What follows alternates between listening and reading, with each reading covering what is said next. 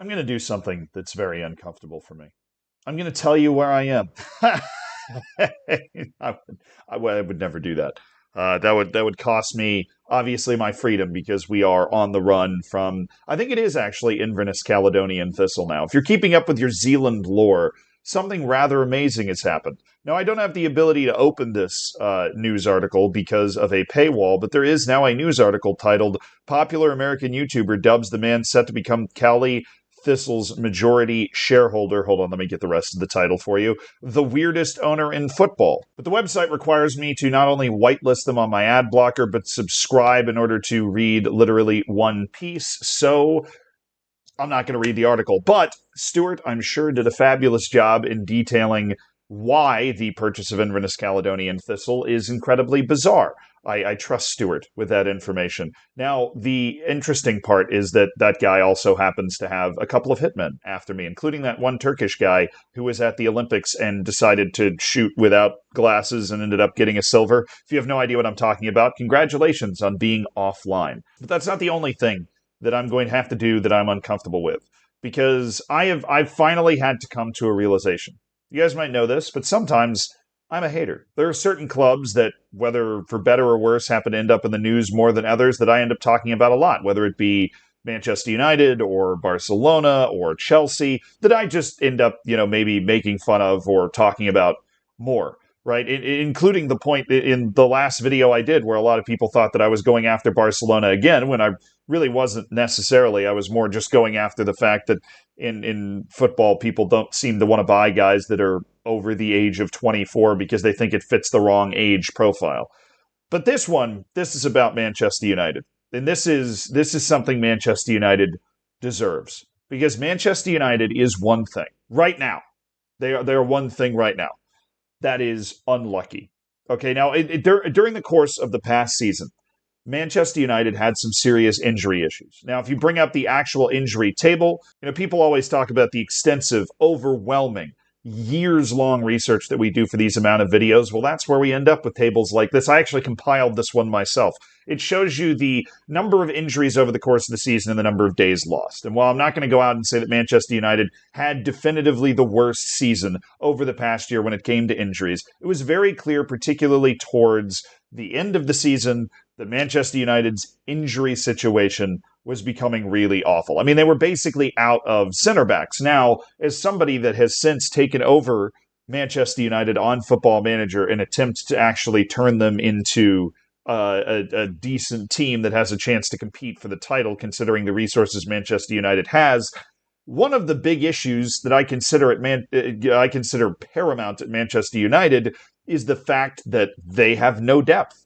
And so, even though Manchester United clearly had a lot more injuries than your average Premier League team over the course of the season, say Manchester City, for example, which would be considered wildly unlucky, I could play it off in my own head as saying, well, if they had better depth, if they allocated their resources better, they wouldn't have found themselves in a position where they needed to play Johnny Evans 42 times. They didn't actually play him 42 times, but what felt like 42 times over the course of the season in order to be able to survive that season, right? Like there's multiple instances down the stretch where Johnny Evans was the only fit fullback on the entirety of Manchester United. But now that we've progressed into a new season, it is August 1st. The preseason is in complete full swing. Teams are sucking up paychecks all over the United States as part of their preseason tours.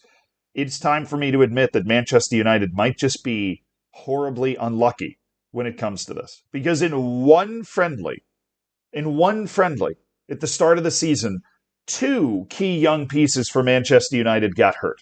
Lenny Yoro, who you might have heard about, right? Lenny Yoro, he was seen walking around in a boot, not walking, on crutches in a boot after he was taken off with an injury in that friendly against Arsenal. Now, if you recognize the name Lenny Yoro, it's because I made a video specifically talking about Lenny Yoro's transfer to Manchester United, how it felt like it was a new era for transfers at Manchester United, like they were signing the right kind of player, right? That they were signing somebody that could contribute now in the first team, would help their team, would add to their depth, but also was not somebody that they were sinking an unholy amount of money in, who had the ability right? It was generally agreed upon had the ability to become somebody that you could sell for an unholy amount of money to a PSG or anybody else if they ever decided they happened to want to show up. And if you didn't do that, he's the type of guy that could lead the back line at Manchester United for a decade.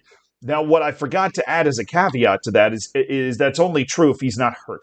But here he is, the mighty Lenny Yoro, who is now, after basically no time, flat, on crutches and in a boot. And reporting is coming out that Lenny Yoro is going to miss 3 months with what is a broken bone in his foot, which is just a horrific injury when you're trying to adapt into a team. And it also means that Manchester United and the rest of its squad are going to be in full swing in the middle of the season. And the poor teenager, Lenny Yoro, is going to try and have to get himself up to speed in what is already a jump up in competition for him. But he was not the only injury. As you can see in this headline, in the same game, Rasmus Højlund, right? The guy that struggled to score for a while at the start of his career, but finally got going. And for crying out loud, he's only 21 years old, right? And so even though it did look like Manchester United was reaching when they brought in Højlund in the first place, he's got all the tools if he can start to try and put it together and grow with Garnacho and company into this new era of Manchester United. Well, he borked his hamstring, I think.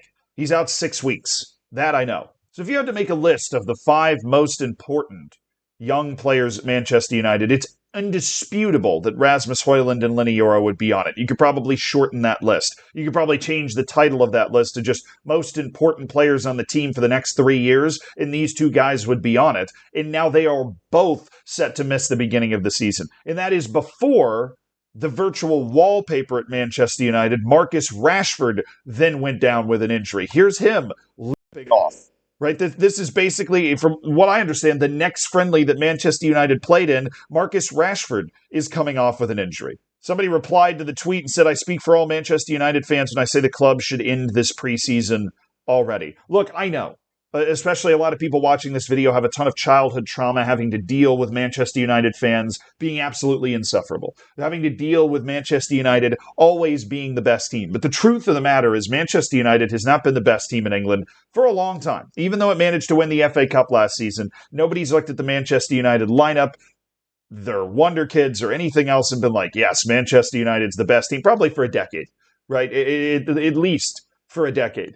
And Manchester United over the past year has been horrifically unlucky when it comes to injuries. And it just seems to be getting worse, not better, which is where that word horrifically is going to be coming in. Because you got 3 players that figure to be a huge part of the starting 11 over the course of the season that are now at least going to miss the beginning of it. And, in the case of Lenny Yoro, could miss everything up until Christmas if something goes wrong when it comes to returning from the injury in the first place. And for a team and a coach in Erik ten Hag that are desperate to try and find a groove, to try and be able to actually put a couple of wins together, restore the faith when it comes to playing in the league. I mean, an entire regime at Manchester United that was so up against the wall that they were allegedly going to be fired, win or lose, only to win and then talk enough trash to end up getting a new contract, right? Because the manager market was just so completely out of whack this time that it didn't even matter. This couldn't possibly, be worse news. So if you're a Manchester United fan, you don't get this a lot because you bullied people for so much of your entire life, probably. But my condolences, because this has been a horrific week for you. On the flip side, just wanted to throw this in because we talked about it in another video. Great week for Jamaica, because instead of hiring Steve Bruce, they hired the assistant coach for Manchester United, Steve McLaren. So they went from one funky white boy to another funky white boy. And the memes alone off of that have been fantastic. So shout out to the internet and congratulations to Steve McLaren. Welcome to CONCACAF. Prepare to get screwed.